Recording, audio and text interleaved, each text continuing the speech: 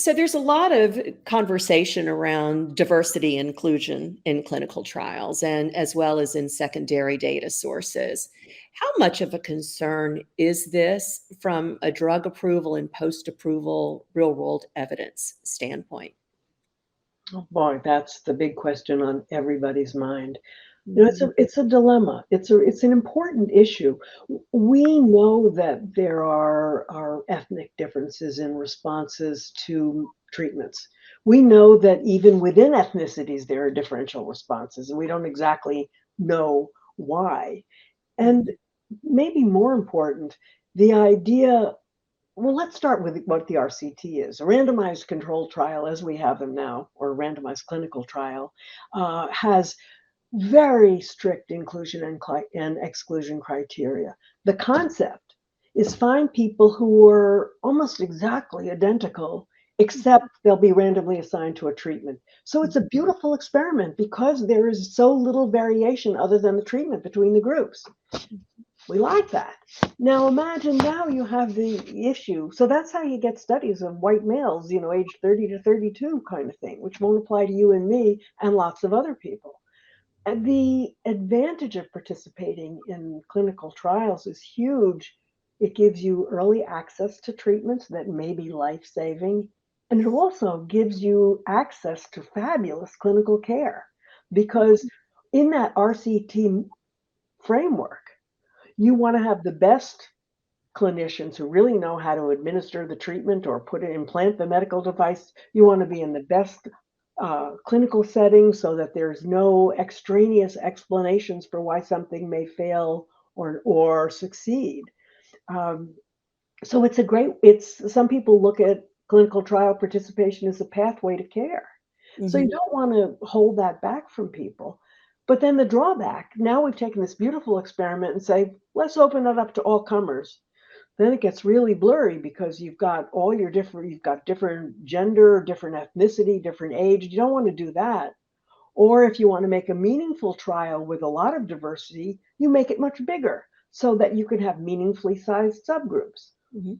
All that makes good sense, except that bigger trials take longer to complete. They take longer to start up, they take longer to finish. And it's not the question of the pharmaceutical companies not leaning hard enough on the partner who's helping them connect it, or not leaning hard enough on something, or not paying enough. It's the mechanics of recruiting 300 people or 30,000 people. It's different. So if we make our CTs bigger and more diverse but meaningful, we're going to actually slow drug approvals. So then Mhm. we have the conundrum that you want early access to new life saving treatments, but you want them to be safe and effective. But you don't want the regulators to build such a large, convincing evidence base beforehand that you wait another 10 years for access. Mhm. So I personally think that the balance has to be um, either complementary real world evidence, because of course I'm a supporter of that, and then I think there are interesting opportunities for unique experiments along the lines of what we're seeing in China in that Hainan Wow Mhm. pilot zone, or in these areas where you can broaden testing, but you do it within a health system where you can have very thorough surveillance, including after the trial. Mhm. And so, with the diversity inclusion challenge, can you speak a little bit about what some of the processes are that are trying to take that challenge head on? How are researchers really trying to accomplish a more diverse and inclusive trial? I think the first thing you need to study is the natural history of the condition. I mean, you're most likely going to do a study of sickle cell anemia in an African American population. Mhm. But so you need to understand who's getting the disease and who gets really harmed by the condition, because maybe some ages, races, and ethnicities are not as reactive or not as impaired as others. So you need to understand the natural history of the disease, the unmet needs, and that's where you start with real world evidence. So first of all, let's get the lay of the world and understand who's at most risk, because those are the people that we want to study. And then I do think the solution is separate trials in focused and targeted. So rather than trying to blur or do one big trial, you can choose either a variety of sites located in areas where the ethnicities of interest reside, Mhm. or or also you're going to I think there's going to be more use of some of these single arm trials where you get your reference or your context from real world evidence. So then you can build out a bigger story. Okay, I have a small population of people with these characteristics in my trial. When I mirror them, I could make a digital twin, or when I mirror them otherwise in a much larger population, this is what I see happening to them, and based on the small evidence in the trial, their trajectory is different. So I think there are a number of ways we can strengthen the evidence and augment it by using real world evidence in addition to the classical trials.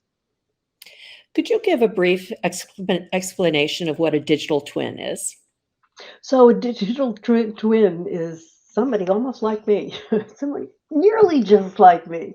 They're doing this a lot in genomics, or they're starting to do it. It's a new technique, but we have some wonderful registries with a lot of genetic information, and you can test your patient, your person, find out their makeup, and then look for other people like them who have this unique information in a larger data set. That's essentially it, is my understanding.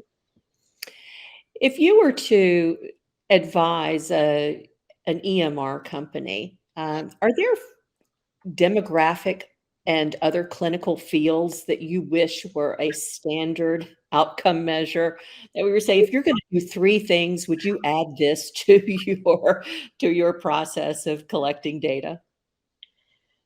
That's I don't even know the amount of dollars to put behind how much the high value of that question that you've asked.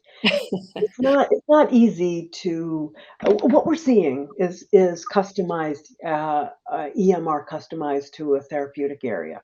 So Mhm, some people, specialize in rheumatoid arthritis or oncology, and they ask a lot of questions or collect data that's highly relevant to that condition, mhm, which makes sense, but I don't quite understand the full implications of the implementation, and that's not my area of expertise. But mhm, um, I'm so enamored or fascinated by outcomes that measuring outcomes that matter to people and simplifying some of the processes we use. If I could go back to those digital health technologies for a sec, Patty, one of the other, I talked about using an Apple Watch to measure early impairment. There's another wearable that measures nocturnal itch. Now, if you don't have severe dermatitis or severe atopic dermatitis or any type of nocturnal itch, you probably won't think that's important. But if you do, you'll know this drives people crazy. mhm, It ruins their sleep. It's just awful. And now I remember working on a product that was designed for dermatitis or severe dermatitis, and all the clinicians had a 300 points that they measured to understand the spread and the severity. I get it. I get that importance. But there mhm, was one clinician in the audience who raised her hand and said, I can measure severe atopic dermatitis with one question. I ask them if itch keeps them up at night.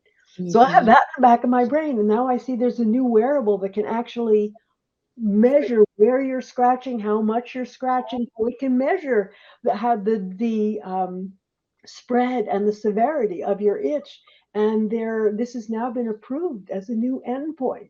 Think of the opportunities here to develop endpoints, simpler ways to get at endpoints that really, really make a difference. Mhm. As long as we can get those individuals into a clinician's office and be able to deliver the product to them. And Mhm. the product works. But it starts by simplifying a lot for your research program. So how to get Indeed. files in the right places, or otherwise build the evidence to be able to not to have more standardization in patient-generated data. So if, Mhm. when we go to the doctor, they say, tell me your pain on a scale of 1 to 10. Well, Mhm. my 6 is probably not your 6. And, Mhm. they watch me over time to see how that changes. So they're always comparing me to me. But Mhm. imagine if I wore a watch, that it was actually measured, taking precise, it has an accelerometer in it. Mhm. Maybe not the watch, but some of these other devices, and they have objective measurements. So I think that's going to be a big advantage.